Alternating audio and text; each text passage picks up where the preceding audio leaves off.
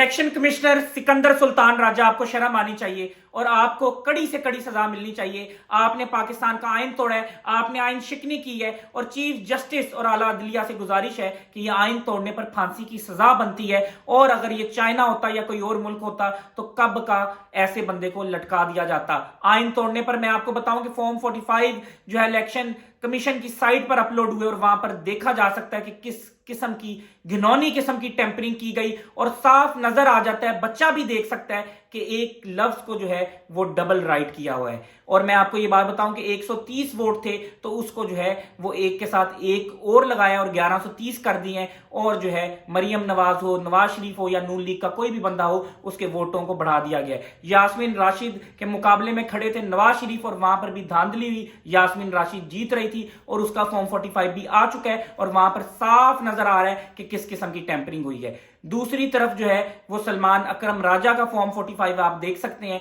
कि वहां पर किस किस्म की टेम्परिंग हुई। फिर गुजरात में कैसरा इलाही जो कि परवेज इलाही की वाइफ हैं, उनके मद्दे मुकाबिल थे सालिक हुसैन, जिनके गुंडे जो है वो बार बार फायरिंग भी करते थे, चौकों में खड़े होकर जो है वो खुले आम असला लहराते थे और फिर गोलियां चलाते थे और फायर मारते थे और वहां पर जो है वो लोग भी मर सकते थे। लेकिन ऐसा कोई नाखुशगवार वाकया पेश नहीं आया, लेकिन उन्होंने सरेआम फायरिंग की और वहां पर जो है कैसरा इलाही को 2 नंबर तरीके से धांधली कर जो है हराया गया और वहां पर भी फॉर्म 45 सामने आ गया है। अब election commissioner Sikandar Sultan Raja media के सामने आएंगे, इस अवाम को बताएंगे। 25 करोड़ अवाम को देखा जाए तो ये मिलाकर जो है वो रियासत बनती है। इस अवाम से रियासत का वजूद कायम है और ये रियासत आपसे पूछती है, ये अवाम आपसे पूछती है कि आपने जो है इस अवाम का मैंडेट जो है उसका सौदा कैसे किया, कितने में बिके, आरओज ने कितने पैसे लिए, आपने कितने पैसे लिए और जो है ये सारा जो धांधली की गई है किसके कहने पर की गई, आपको ये सब चीजें बतानी होंगी। अगर आप नहीं बताएंगे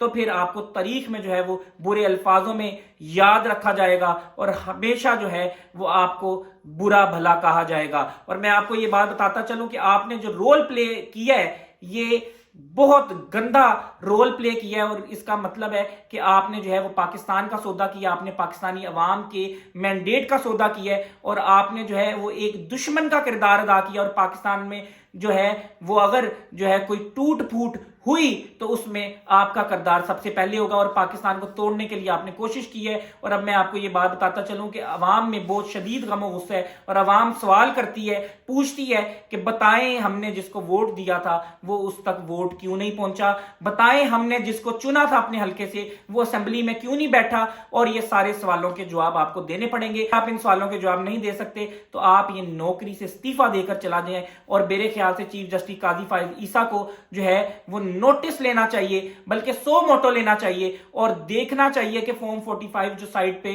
अपलोड हुए हैं उसमें किस किस्म की टेम्परिंग की गई है, कैसे धांधली की गई है और कड़ी से कड़ी सजा देनी चाहिए आइन तोड़ने पर, बल्कि फांसी की सजा देनी चाहिए ताकि अगली दफा पाकिस्तान का कोई सौदा ना कर सके, पाकिस्तान के मैंडेट का कोई सौदा ना कर सके और इनकी सजा जो है उसके लिए निशाने इबरत बन जाए। और